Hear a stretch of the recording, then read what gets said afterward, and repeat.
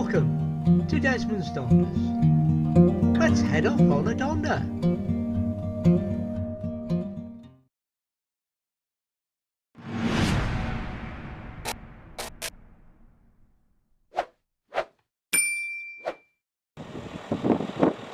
Stoer Lighthouse, our chosen spot for the night. Overcast and breezy will be one way of putting it. I think this is the tail end of the storm that was forecast.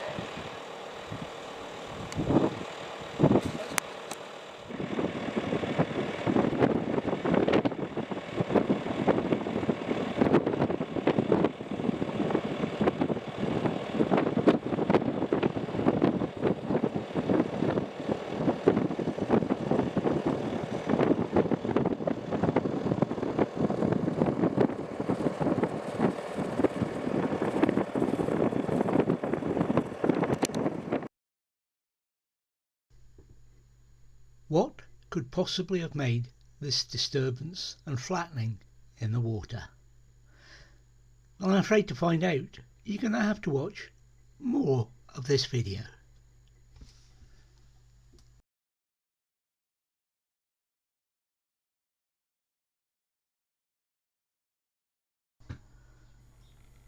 And no, it wasn't the gannets or other seabirds that were around.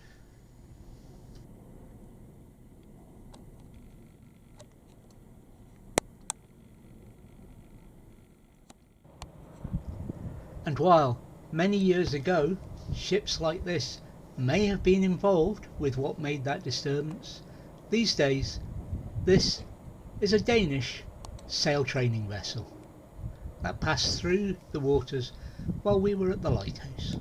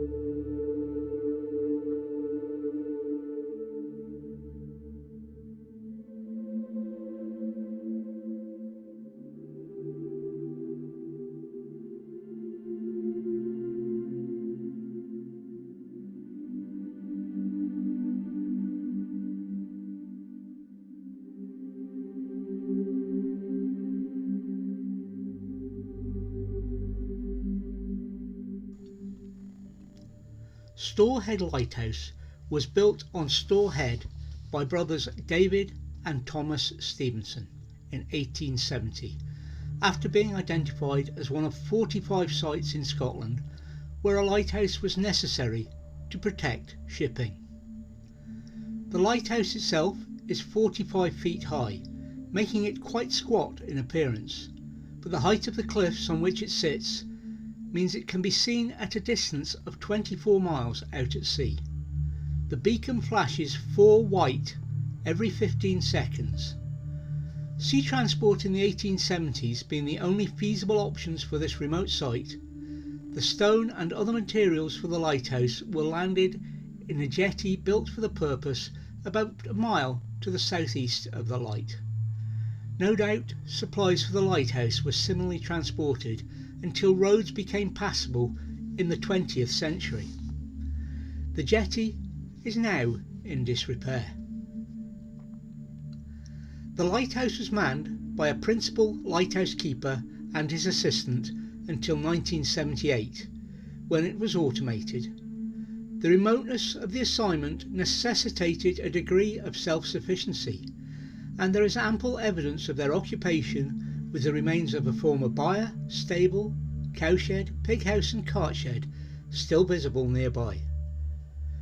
The children were educated at the local school at Stoer for their primary education, but had to move to a boarding school for their senior studies as there was no senior school in the county of Sutherland at this time. The lighting is now provided by an array of sealed beam electric lamps operated by a sensor to automatically turn them on and off at a specified light levels. Upkeep is carried out by a local who visits on a regular basis to carry out basic maintenance and cleaning, and technicians from the Northern Lighthouse Board who visit on an annual basis.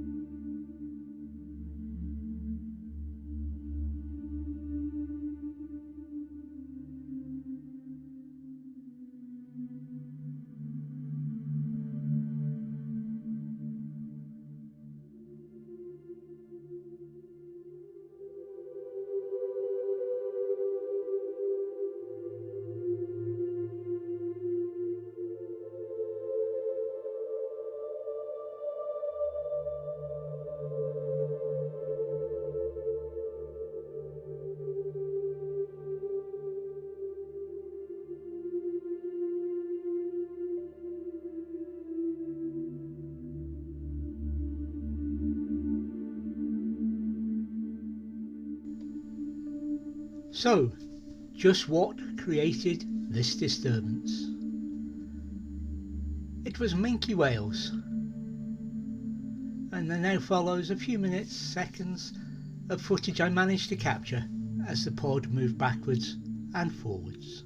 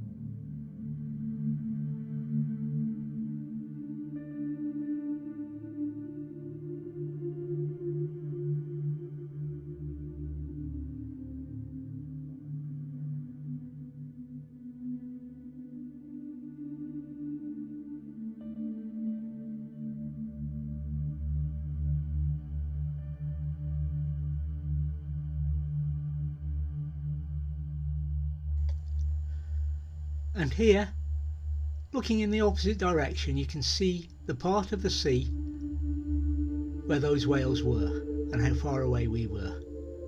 It was a great view and a highlight of this trip before we moved on.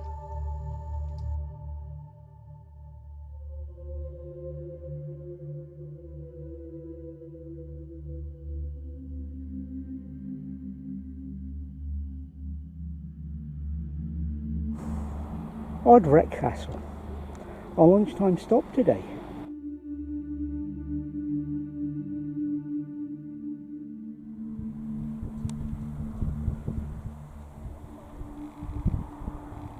The remains of the castle. We'll see it from the air shortly. Let's take a closer look from this vantage point.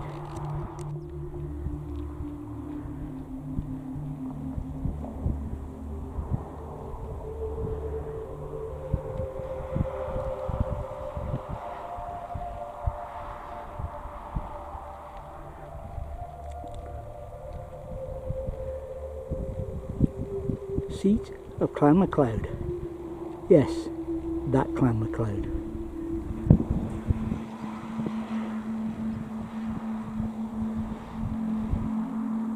This would have been the real castle in the film Highlander, which was actually filmed a good way down the coast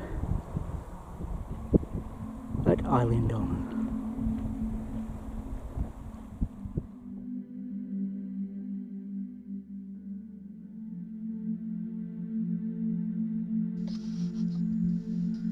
ARDVRECK Castle is a ruined castle dating from the 16th century which stands on a rocky promontory jutting out into Loch Assynt in Sutherland, Scotland.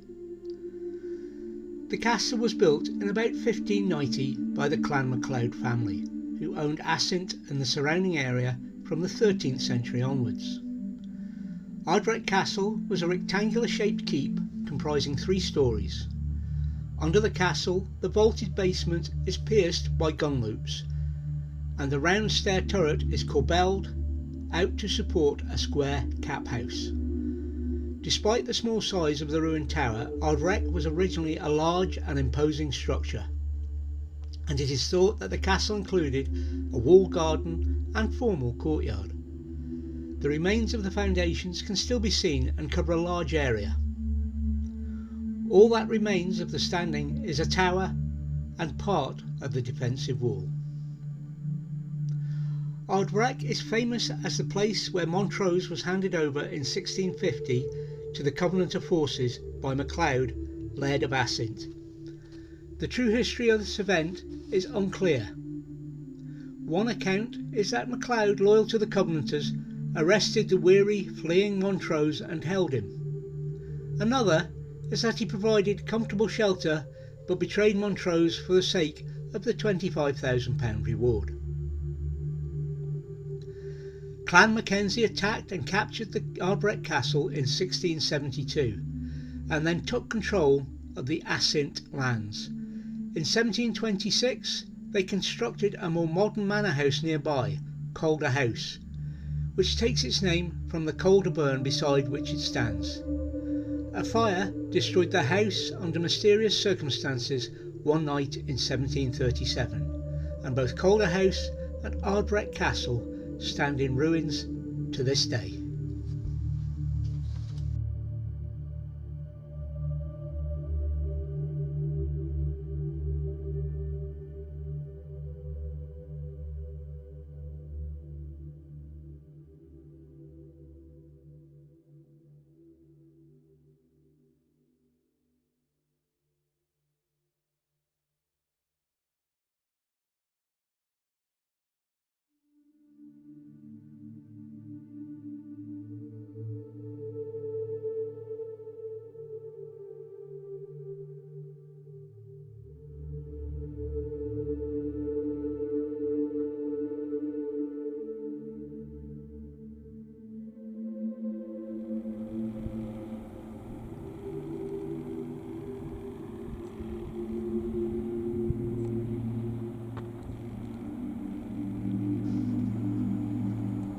We moved on to Old Dornie. This was not our planned spot, but our planned spot was full, not just of motorhomes, there was only 1 or 2 there, but it was packed with cars and tourists. Our backup was similar, and our backup to the backup was being built upon. But luckily we'd spotted this delightful spot on our way to the backup for the backup.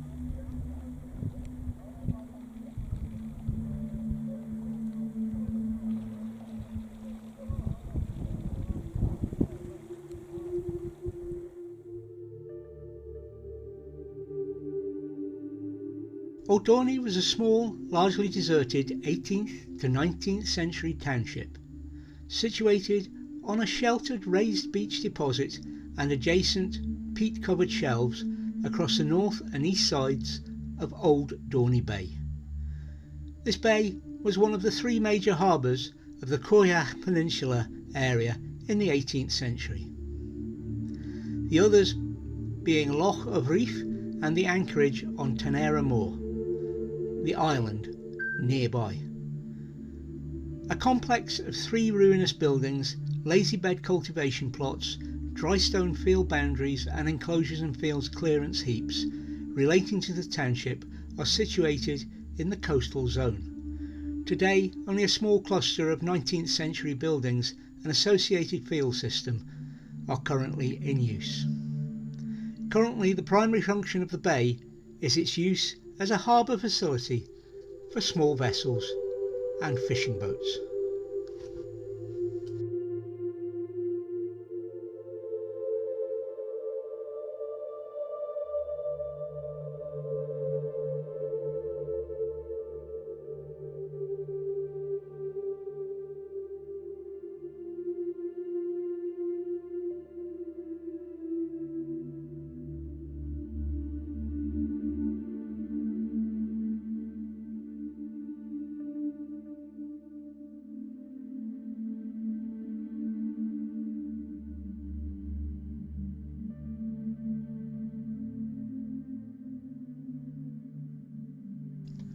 Let's get airborne again for a little while and take a look round this beautiful little accidental find.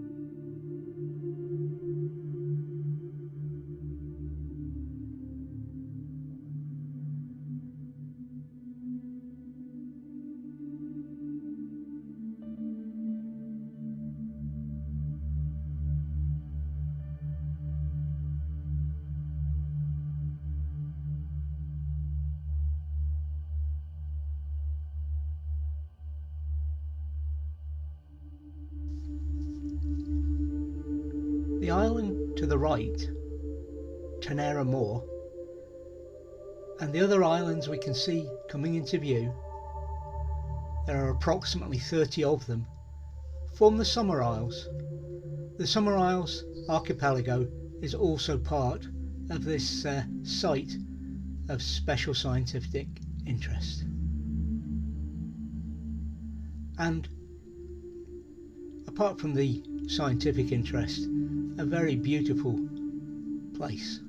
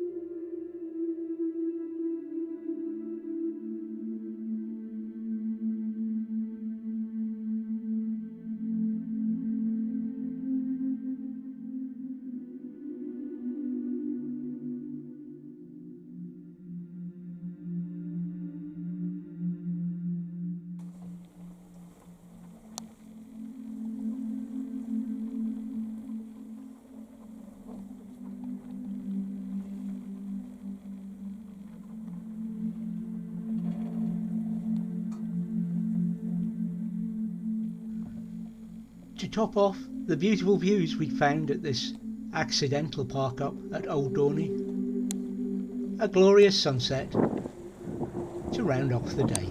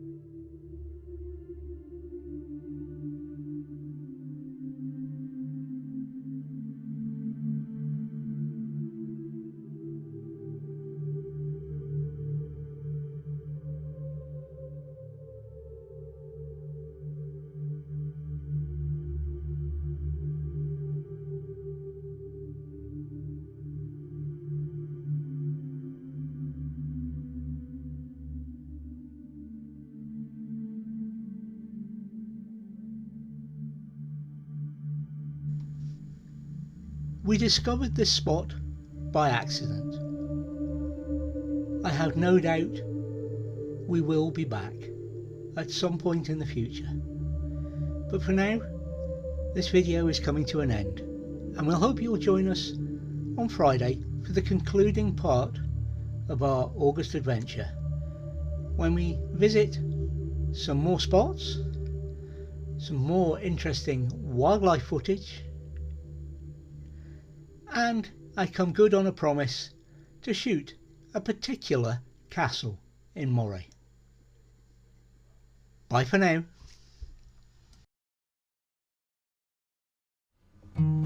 Thank you for watching this week's Desmond's DONDERS. Please take nothing but memories, leave nothing that tracks. We hope you enjoyed it and you'll join us next time. In the meantime, please think about subscribing.